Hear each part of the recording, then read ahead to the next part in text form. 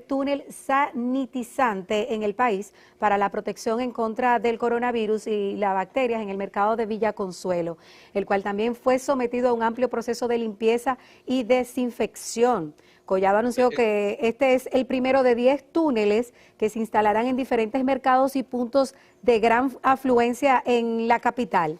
También en Santiago, el alcalde Abel Martínez dio plenas garantías de que la jornada de limpieza y desinfección de la ciudad se va a mantener de forma permanente como un servicio básico para frenar la propagación del virus. En ese municipio también se colocaron túneles de sanitización que estarán listos en los próximos días.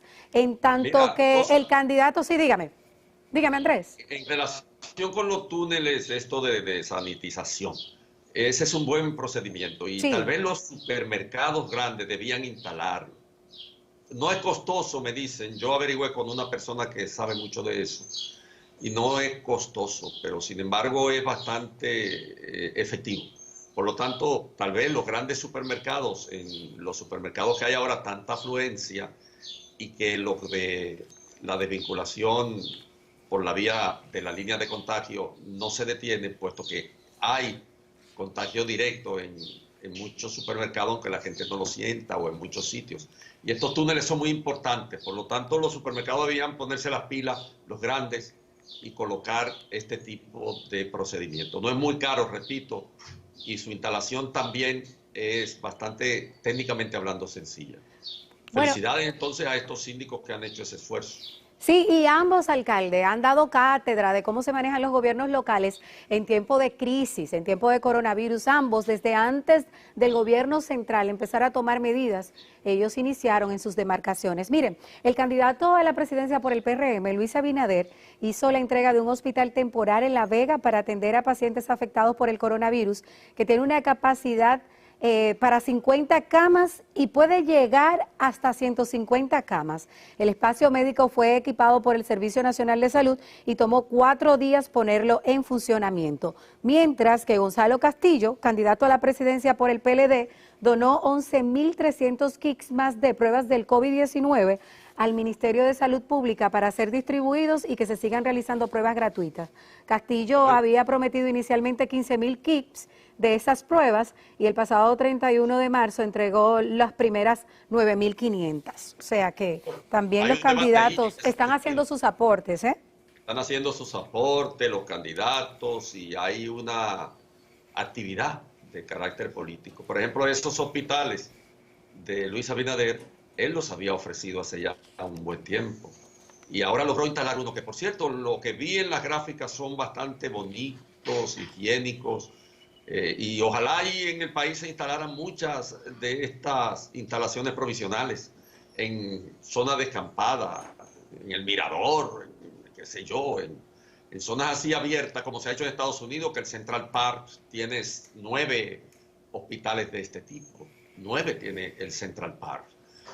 Por lo tanto, es muy bueno lo que ha ocurrido con las pruebas rápidas, que se apliquen, por favor. Gonzalo, que le diga al gobierno dónde es que está comprando las pruebas rápidas. Yo no sé, dónde es que está comprando los kits, porque nosotros aquí tenemos problemas. Contabilidad de las donadas y de las que tenía el gobierno y llega casi a 145.000 por ahí llega. Y entonces uno ve que en los informes la aplicación ha sido solo de 8.000, de 9.000 pruebas y en consecuencia hay que preguntárselo, ¿dónde están las otras pruebas? ¿Por qué no se hacen pruebas más masivas? ¿Por qué zonas como la de San Francisco de Macorís quieren resolucionarlo con el subregistro? La realidad la conoce todo el mundo en San Francisco de Macorís, es mucho más, digamos, difícil de ponderar de lo que el ministro de Salud Pública dice todos los días. Bueno, vamos a hacer un paréntesis con el tema del coronavirus, porque hay otros hechos preocupantes que también están ocurriendo en nuestro país. Lo del Clerén, Andrés. Ya la Policía Nacional ha dicho que apresó a Tilán, así le dicen a la persona que está acusada de haber vendido el Clerén intoxicado, que ha terminado con la vida, señores, de 17 personas, tanto en el Distrito Nacional y el Gran Santo Domingo. Y tenemos informaciones que en Constanza otras 5 personas murieron por ingerir este mismo alcohol. Sí, así es. pero hay que ver, porque esto es un pequeño coronavirus. Tú estás hablando de 15 personas y de 5 más probables en Constanza. En consecuencia hay que tener las autoridades destreza y agilidad para parar la posibilidad de esta mortandad. Porque no olvidemos que estamos en toque de queda. La gente tiene como una especie de licencia y se reúne por las noches, hacen convite, beben, hablan, se ríen. Es una forma de destresar tanto la cuarentena como el toque de queda. Y entonces ahí pueden venir este tipo de bebidas que todo que son el mundo baratas, sabe. baratísimas, que son Exacto. asequibles a cualquiera que tenga poca Exactamente. solvencia, y miren lo que ha provocado. Una verdadera desgracia, Andrés, alterna lo 15 del muertos no es coronavirus. poca cosa, ¿eh? Dice el 17 más ministro, 5 serían 22 personas. dice el ministro que lo han ¡Wow! incluido en el alerta epidemiológico por intoxicación de consumo de cleren. O sea que además del coronavirus, vamos a tener un informe más del ministro respecto de los fallecidos por la ingesta de cleren, lo que revela que es un acontecimiento de cierta dimensión nacional y de cierta importancia. Es lo que tiene que hacer el ministro, lo que tienen que hacer las autoridades, cortar rápidamente este mercado, esta forma de producción y distribución, porque el tilín ese parece que es una persona conocida en el Pero al mundo. menos ya está preso, Andrés. Y el ministro se refirió precisamente durante la rueda de prensa, el boletín número 24 de este domingo, a ese tema. También hablaron familiares de un joven fallecido. Escuchemos. Llamamos la intervención de todas las autoridades pertinentes con fines de cortar la distribución de este alcohol irregularmente vendido y puesto a disposición de los consumidores. Tenía unos quejidos como de un hipo y yo me levanto y le digo, Eddie, ¿qué te pasa? Él me dijo, no, un hipo solamente. Yo, tómate un poco de agua. Él me dijo, no, no, está bien. Y yo lo dejé así. Ayer me fui para el trabajo y él se quedó ahí. En la tarde, una vecina de él se da cuenta de lo cogido de él y la llama, Julia, estoy malo. Y ella dice, pues déjame llamar al 911 a una familia tuya. Y entonces, cuando están llamando al 911, el 911 lo que dice que eso es un caso fuera de gravedad. Entonces, la gravedad, mira dónde está hoy. Que trabajen, que lo busquen, que son demasiada la gente que se han muerto en estos meses. Que agarren a esa gente que están vendiendo eso y que le pongan cartel al asunto a eso.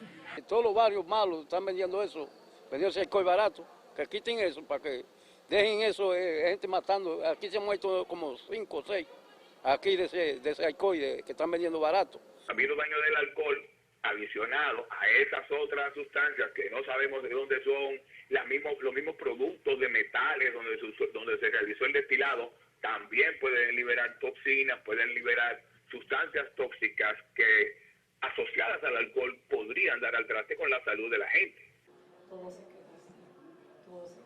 Casos, porque hace más o menos 2 años hubo una tragedia parecida, murieron varias personas también por ingesta de cleren intoxicado. Incluso en el informe con Alicia Ortega trabajamos el tema, Andrés. Sí, está también, hay muchos casos, ¿no? Lo de la niña, por ejemplo, que murió en la balacera entre policías y supuestos delincuentes. Una niña de 11 años que el pasado sábado, tras recibir un impacto de bala en medio de un intercambio de disparos entre miembros de la policía, falleció poco después. Eso fue en la puya de Arroyo Hondo.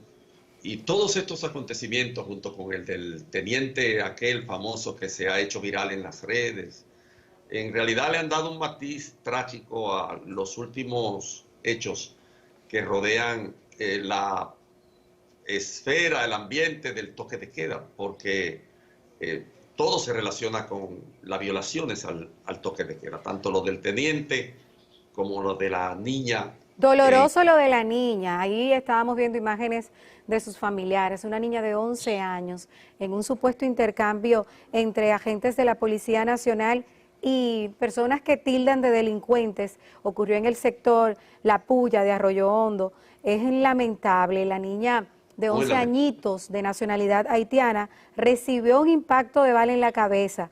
Ella estaba en la galería de su casa, señores, inocentemente ahí jugando con otra niña.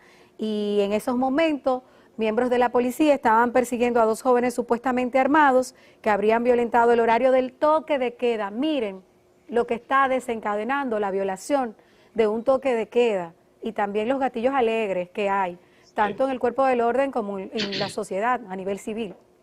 Sí, y lo que vimos con el teniente, que fue después separado del Ejército Nacional, pero cuya provocación era evidente. Es un modelo extraordinariamente negativo respecto de lo que debe ser el comportamiento de una autoridad en el marco de lo que está ocurriendo en el país. Y por lo tanto es así. Hay muchos acontecimientos trágicos. Está el caso... En San Juan ocurrió algo doloroso porque los familiares estuvieron buscando el cuerpo de la profesora Ángela Moreta por días, que estaba desaparecida desde el pasado 5 o 6 de abril. La última vez que se le vio con su pareja Rafael Emilio de los Santos, una persona que iba camino a Elías Piña y se intentó suicidar, está aquí interno en el NEI Arias Lora. Yo tengo que decir que yo conozco a esta persona, es un caso claro, yo creo que no amerita tanta investigación. La última vez que lo vieron con él y su familia ha reportado un escenario constante de violencia. Incluso en San Juan se habla de que hace unos meses él la enterró viva. Yo conozco a Rafael Emilio de los Santos, vivía frente a la casa de mi abuela, tiene 4 hermanos, trabajadores, ejemplares, su mamá profesora también, una de las más respetadas en San Juan. Es una familia a la que le tengo alta estima, son como si fueran familia nuestra porque vivían frente a la casa de mi abuela, pero él debe de pagar por este hecho. Siempre fue una persona violenta, siempre. Se distinguía de los demás miembros de su familia, sus hermanos, que son 5 ellos, y él era el único agresivo, el que siempre dio dolor de cabeza, y yo pienso que debe caerle todo el peso de la ley por lo que ha hecho. Bueno, ahí está, él intentó irse monstruoso. del país y salir por Haití, y cuando fue detenido se dio un balazo, él mismo, en el pecho. Está vivo. Se negó a decir en qué sitio estaba el cadáver. Sí, pero fue encontrado ya. Sí. Después por un proceso de investigación se descubrió dónde estaba, pero él no colaboró.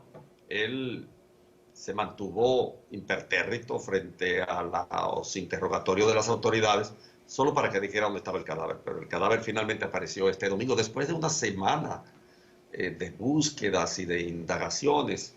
Y la versión que daba Andrés, que ella supuestamente se tiró del vehículo. Su cuerpo fue encontrado en una mina entre San Juan y Asua. Él decía, no, que yo estaba discutiendo frente al estadio y ella se tiró del vehículo. Una explicación totalmente sosa, banal. Sin embargo, esa joven que hoy se convierte en víctima mortal de su verdugo, había sido víctima de violencia durante muchos meses. Oiga, Andrés, que la había enterrado viva hace unos meses. ¿Tú sabes lo que es? No, esto no tiene madre. Y hay un aumento a nivel mundial. Leía yo el informe, creo que aquí también ha habido un cierto aumento de violencia doméstica provocada por los efectos, las secuelas, tanto de la cuarentena como del toque de queda. Es obvio que haya habido aumento. En España ha sido muy significativo. Y hasta en Francia, donde la incidencia de los crímenes pasionales o de los hechos de violencia doméstica no son tan, digamos, alarmantes. En España sí hay una tradición machista. Han ocurrido hechos de este tipo. Este es lamentable, es una actitud muy cobarde, pero muy reiterada en la psicología de los dominicanos machistas. Así es. Lamentable estos hechos que han ocurrido y que han terminado con la vida de muchas personas, alterna a lo que está ocurriendo con esta crisis agudizada del coronavirus en el país. Andrés, también hay preocupación con relación al año escolar. ¿Cuál será el futuro de nuestros estudiantes? Vamos a hablar de ese tema en nuestra entrevista central de hoy con la presidenta de la ADP. Me parece muy bueno e incluso ver la perspectiva de la ADP. Yo tengo una preocupación particular respecto de lo que en medio de la crisis el sistema ha evidenciado. Yo siempre hice muchos artículos, pero muchos, con argumentos provenientes de la neurolingüística, sobre la llamada revolución educativa. Las revoluciones educativas no existen, lo he explicado muchas veces por qué, en virtud del proceso gradual, del proceso de enseñanza-aprendizaje. Pero aquí se empinaron sobre esa consigna y ahora el sistema ha quedado desvencijado porque una cosa verdadera es que no ha habido ni siquiera una plataforma adecuada para que los estudiantes del sector público, del sistema educativo dominicano, puedan seguir recibiendo clases desde su casa. Esas plataformas no existen y habría que ver por qué un sistema que ha invertido tanto y ha hecho tanta propaganda sobre tecnología educativa no tiene una plataforma. La mayor parte de los colegios privados, incluso colegios de extracción muy modesta, están dando clases en este momento. Algunos entraron ya en etapa de exámenes ahora, en estas.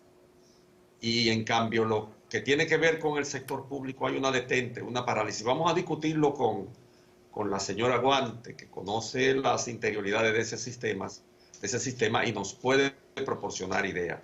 Temo que el año escolar, en los términos en que nosotros entendemos su efectividad, se va a frustrar frente a la crisis, se va a frustrar. Y el sistema va a fallar. En Estados Unidos ya se suspendió.